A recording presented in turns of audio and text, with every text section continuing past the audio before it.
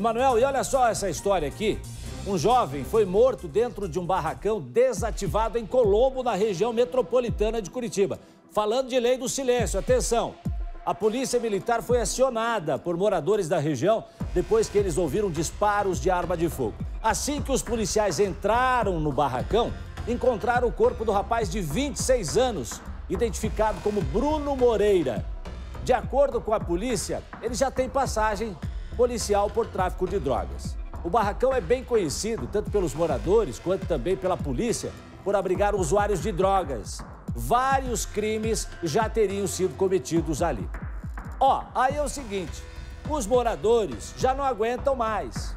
Os moradores de São Gabriel, ali em Colombo, reclamam da insegurança na região. De acordo com eles, o fluxo de usuários e traficantes é alto. E apesar das reclamações feitas na prefeitura, nada foi resolvido até o momento. O medo é tanto, né, que o repórter foi até lá, nosso repórter conversou com a população, mas na hora de falar, lembra que o doutor falou da lei do silêncio? Pois é, na hora de falar o povo não quer aparecer, tem medo. O povo tem medo, né? E com motivo muitas vezes, né? Bom, é difícil de conseguir um relato, né? Mas eles vivem ali, os moradores, uma situação desesperadora, né? A gente, com um recurso de edição, garantindo a segurança dessa testemunha, a gente traz aí um trecho do que o morador fala. Esse barracão tinha que ser demolido, isso aí. Sem uma fiscalização aí mesmo. Aí. Pô, é coisa errada aí. Droga. Exato. Aí é direto aí. Até é perigoso a gente falar aí, porque tem... Aí é ruim pra gente que mora aí, mas é difícil aí. Aí, ó, é o seguinte, você viu, o pessoal fala pouco, fala com medo. E a polícia diz o quê? Volta e meia acontece aí, tem situação de indivíduo baleado ali, né, no interior desse barracão. Eu mesmo já atendi outras situações ali. É um local onde frequência de usuários de drogas é bastante ali. A polícia sempre está passando por aí, faz uma abordagem, manda o pessoal embora, mas eles acabam voltando, né? A gente não tem como estar o tempo inteiro verificando isso aí. Não tinha testemunhas, ninguém ouviu nada, ninguém... Só chegou a situação de disparos mesmo e chegou a equipe ali e o rapaz já estava em óbito. Pois é, o tenente, inclusive, diz assim, ó, chamado várias vezes e tal. Sabe o que dói no coração? É porque a comunidade sofre. Porque ali tem pessoas trabalhadoras, gente honesta, gente trabalhadora e tal. A gente lamenta pelas vidas que se perdem por causa das drogas. E também as pessoas que não conseguem conviver em paz e vivem com medo, doutora Márcia. E aí é o seguinte, se falar, corre até risco de vida também, né? Fica complicado.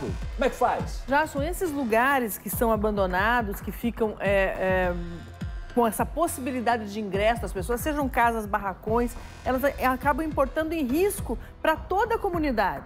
Por quê? Porque ali você vai ter crimes acontecendo. Hoje um homicídio, mas nós já encontramos situações de estupro, situações do próprio tráfico funcionando naquele local. Então é o momento, inclusive, do poder público tomar a frente. A prefeitura localizar esse proprietário e obrigar a ele ou que ocupe ou que lacre o local, porque ele está impondo risco à comunidade em torno. Tem que dar responsabilidade, né? Impor responsabilidade. Exatamente. Exatamente. E a população tem que ocupar os espaços, né? A população. Talvez, não sei, o espaço está vazio, é particular, é público.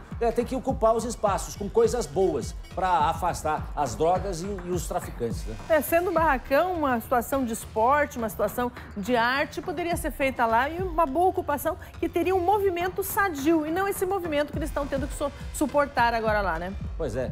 E aí é o seguinte, doutor, eu fico me perguntando sempre o seguinte, será que as nossas polícias estão preparadas para enfrentar isso?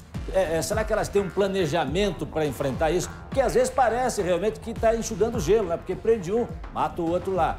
Vai lá os traficantes, tribunal do crime. Não sei o quê. E aí faz o quê? Será que as nossas polícias, Guarda Municipal, né, Polícia Militar, Polícia Civil, será que estão enfrentando realmente esse trabalho de frente com algum planejamento de uma forma que a gente possa, quem sabe, amenizar a situação desse povo no futuro? A gente tem visto isso, mas a polícia atua depois que o fato já ocorreu. Né? Depois que houve a morte, Então é necessário que sim, outros órgãos públicos também assumam as suas responsabilidades com a finalidade de se evitar que esses fatos ocorram. Então é importante, sim, que a polícia esteja aparelhada, com os seus órgãos de inteligência, trabalhando, mas muito importante que trabalhe em conjunto com os outros órgãos para que efetivamente se evite esses crimes, que é mais importante. Realmente é necessário, né, doutora Márcia, uma força-tarefa dos poderes públicos, né, do Estado, né, uma força-tarefa. Ações sociais, né? Educação, né? A própria saúde é importante, porque nós temos a situação dos usuários, né? Que são pessoas que precisariam da saúde mais atenta a eles para que evite que aconteça o que aconteceu em janeiro. O rapaz foi morto a pauladas porque estava devendo. Então era uma situação de realmente a saúde ter intervido também, né? Verdade. E aí, se você for olhar, se você acompanhar, por exemplo, o Balanço Geral, se você acompanhar os programas de televisão, você vai ver assim, que existem pontos em que normalmente isso acaba acontecendo com mais frequência. Poderia ser feito um mapeamento também desses locais para haver uma atuação mais forte, né, doutora? Pelo menos em tese existe isso, né? Os boletins, por isso que a gente firma sempre, faça o boletim de ocorrência, porque eles entram num banco de dados que informam. Naquele lugar a gente tem mais esse tipo de crime, tem mais aquele outro tipo de crime, ao ponto de realmente que se crie uma ideia preventiva, ou seja, que se façam batidas, que se façam entradas nos locais, que se otimizem as rondas naquele local. Isso existe um aparelhamento para isso, né? Então, o que ocorre é que quando se investe o que a gente chama de saturação num determinado ponto, né? Se satura aquele local, a gente sabe que a criminalidade só muda de lugar. Então, o que se precisa, sim, que se haja saturação, mas que a inteligência trabalhe junto para que essas pessoas sejam detidas também, não só excluídas daquele local. Exatamente. Olha, a gente sabe que é uma coisa de enxugar gelo, mas talvez o Estado tenha que... Quando eu digo Estado, doutora, mas eu penso até em nível estadual mesmo. Em nível de Estado, todos os níveis têm que trabalhar. Todos os níveis têm que trabalhar junto. Mas às vezes assim, não, esse problema social é do município X. Esse é problema do município Y. Não, acho que tem que agir realmente as forças em conjunto. Estado, município, né? Enfim, todas as forças de segurança. E aí vem também educação, como a senhora falou, vem saúde, né? Vem todo um trabalho social que tem que ser feito. Muitas vezes o esporte é importante. Esporte, vivemos uma pandemia, estamos saindo de uma pandemia aí.